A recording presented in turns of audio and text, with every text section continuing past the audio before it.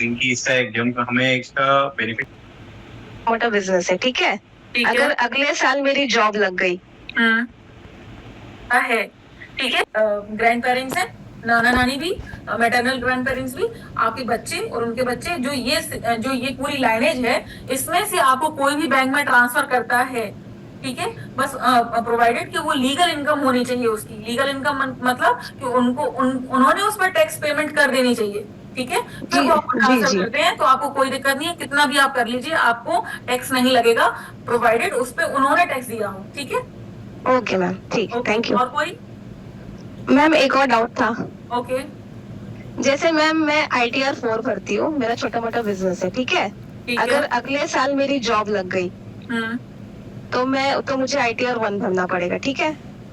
हाँ ठीक है, अगर आपने, हाँ ठीक है, बोलते जाइए, पहले क्वेश्चन बोलते तो जाइए। फिर मान लीजिए अभी मैं कोई ये सेविंग्स नहीं करी तो मैं न्यू रिज्यूमे भर देती हूँ, ठीक है। तो नेक्स्ट ईयर अगर मैंने सेविंग्स करना शुरू कर दिया, जैसे इन्वेस्टमेंट करना शुरू कर दिया, तो क्या मैं ओल्ड में वापस से जा सकती हूँ ताकि हाँ डिडक्शंस? हाँ, कोई दिक्कत नहीं है। Okay, thank you ma'am. चलिए हम हमेशा की कंपटीशन पे आ रहे हैं, और किसी ने कोई डाउट नहीं है, मैं मान के चल रही हूँ सबके डाउट सॉल्व हुए। नहीं मैम, मेरा एक क्वेश्चन था। हाँ जी, बोलिए। ये जो म्यूनसिपल टैक्स आप बोल रही थी कि इसका एग्जाम हमें इसका बेनिफिट मिल जाएगा, एज एग्जाम मतलब एज डिडक्शन में इसका बेनिफिट मिल जाएगा, तो हाँ जी, इसका बेनिफिट कैसे मिलेगा? लाइक हम पे करते हैं इनडायरेक्टली या डायरेक्टली किसी वे में? इनडायरेक्टली डायरेक्टली नहीं होता है वो सर, डायरेक्टली ही होता है वो। आपको अपने बैंक अकाउंट से पेमेंट करनी होती है। अगर नहीं भी की है आपने, अगर कैश में भी पेमेंट की होगी तो आपको रिसीट मिली होगी। नहीं, अगर जैसे हम पेमेंट नहीं किए हैं तो वो तो नहीं फिर से मिलेगा आपको उसका बेनिफिट। आपका, मैंने आपको बोला था, मैं हर बार ही इस बात को रिपीट करती हूँ कि अगर आपने जो म्युनिसिपल टैक्सेस हैं, अगर आपने वो पे किए हैं, अगर आपने प्रॉपर्टी टैक्स पे किए हैं, सिर्फ तभी आपको उसका बेनिफिट मिलेगा, नहीं तो नहीं मिलेगा। और उसका बेनिफिट जो होता है वो क्यूमुलेटिव होता है, मतलब एक बार में ही अवेलेबल हो जाता है। ऐसा नहीं होगा कि आपने मान लीजिए पिछले साल का या अगले साल का आज ही पेमेंट कर दिया है तो आप सिर्फ आज इस साल का ही बेनिफिट ले सकते हो। नहीं, ऐसा नहीं होता। आपको इकट्ठा बेनिफिट मिलेगा। आपने जितना पेमेंट किया है आप उसका पूरा फायदा लीजिए। अच्छा, एक क्वेश्चन है मैम, जैसे कोई मतलब मतलब कोई है, अगर मेरी मदर है, वो उनका कोई इनकम नहीं है, ठीक है, उनके नाम पे अगर मैं कोई प्रॉपर्टी बाय करता हूँ तो उस पे जो स्टैम्प ड्यूटी का जो पेमेंट लगता है, तो अगर मैं उनका ITR भरूं तो वो जो पेमेंट हुआ है उसका मैं बेनिफिट उनके अकाउंट में पैसा आ सकता है? हाँ, आ जाएगा। आ जाएगा ना? आ जाएगा। तो आप मैम, एक काम करिए, अगर आप सैलरीड पर्सन है।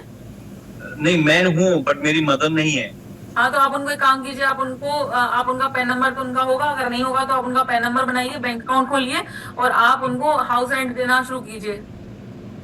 तो क्या होगा, उनकी उनको एक तरीके से उनकी नंबर 1 की इनकम भी बनना शुरू हो जाएगी, आपको डिडक्शन मिलना भी शुरू हो जाएगी, और उनके नाम पर आप कुछ भी परचेज सेल कर रहे हैं तो उनके पास नंबर 1 की प्रॉपर्टी भी होगी। हाँ, मतलब नंबर 1 की इनकम भी खड़ी होनी शुरू हो जाएगी। तो कोई प्रॉब्लम नहीं नहीं, होगी जो आप ये बोल रहे हो ना कि म्युनिसिपल हाँ, टैक्सेस का पैसा या ये वो प्रॉब्लम, कोई प्रॉब्लम नहीं होगी। वैसे भी नहीं कोई मैम, प्रॉब्लम जैसे, नहीं होती है, लेकिन अगर आपने हाउस टैक्स जो आपने अपने जो हाउस होगा वो आपकी मदर के नाम पे होगा, यही प्रॉब्लम है ना। जी, हाँ जी, हाँ, तो ये आप डायरेक्टली इनडायरेक्टली आपने बोला ना, इसका मतलब ये है कि आपके नाम पर नहीं है। तो आपके नाम पर जब नहीं है तो उसकी जो इनकम हो रही है तो वो आपके अकाउंट में कैसे आ रही है? वो तो मम्मी के अकाउंट में आ रही होगी। हाँ बिल्कुल। तो जब मम्मी के अकाउंट में आ रही है तो आप उनकी रिटर्न नहीं भर रहे हो। नहीं मैम, नहीं, वो तो पापा के हैं। जैसे मम्मी के नाम से हमने कोई फ्लैट लिया या जमीन लिया, तो उस पे हमने कोई वो जो स्टैम्प ड्यूटी लगता है, वो जो हाँ पेमेंट जी। किया हमने, तो मैं ये जानना चाह रहा हूँ, क्या जो पेमेंट हमने किया है हम्म 3-4 लाख रुपए कुछ आसपास, वो हम्म हम उनका ITR भर के, उनका पेन बना हुआ है, वो ITR भर के क्या वो हम्म। क्लेम कर सकते हैं? क्या क्लेम करवाना चाह रहे हो आप उनको?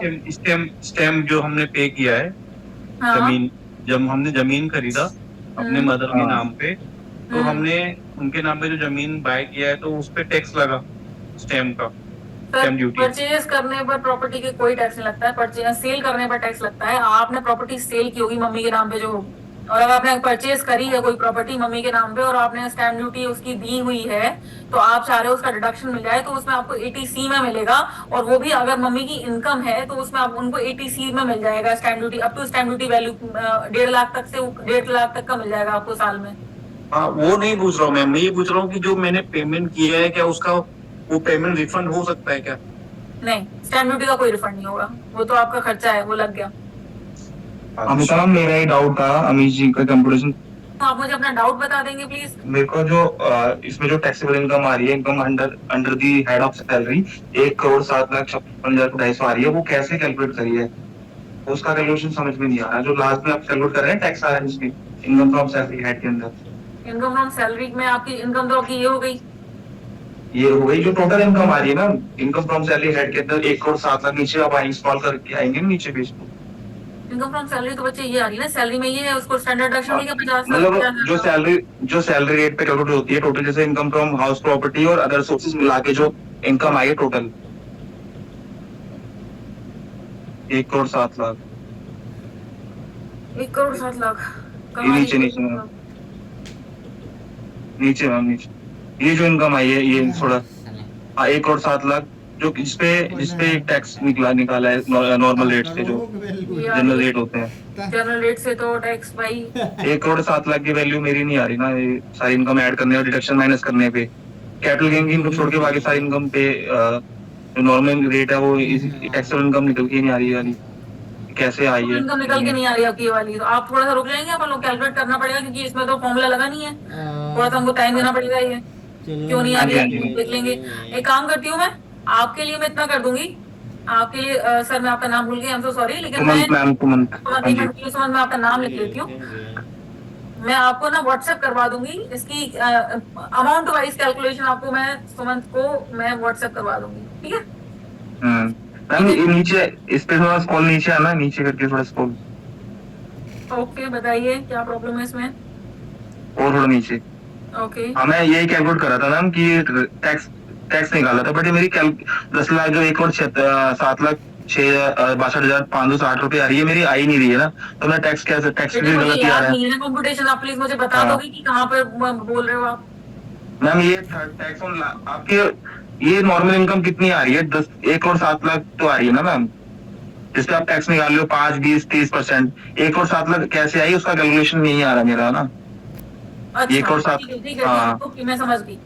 हाँ, जैसे आपने इनकम फ्रॉम आपकी सैलरी हो गई, हाउस प्रॉपर्टी हो गई, अदर सोर्सेज, इन तीनों को ऐड करने के बाद आपके डिडक्शन माइनस करने के बाद मेरा कैलकुलेशन ये नहीं आ रहा।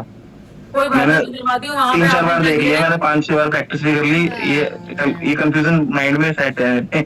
अब आगे क्लास में ध्यान नहीं लग रहा मेरा। करवा के दिखाती हूँ आपको, और अगर आपको फिर भी समझ में नहीं आएगा तो हम इस क्लास के बाद हमारी क्लास होएगी, तो उसमें हम स्पेशली जैसी क्लास खत्म होगी सबसे पहले आप ही की इस प्रॉब्लम को दोबारा सॉल्व करेंगे। अगर नहीं हो पाती है तो मैं कोशिश करूंगी अभी सॉल्व कर दूंगा की प्रॉब्लम, ठीक है? चलो bye bye all of you, bye bye, good night.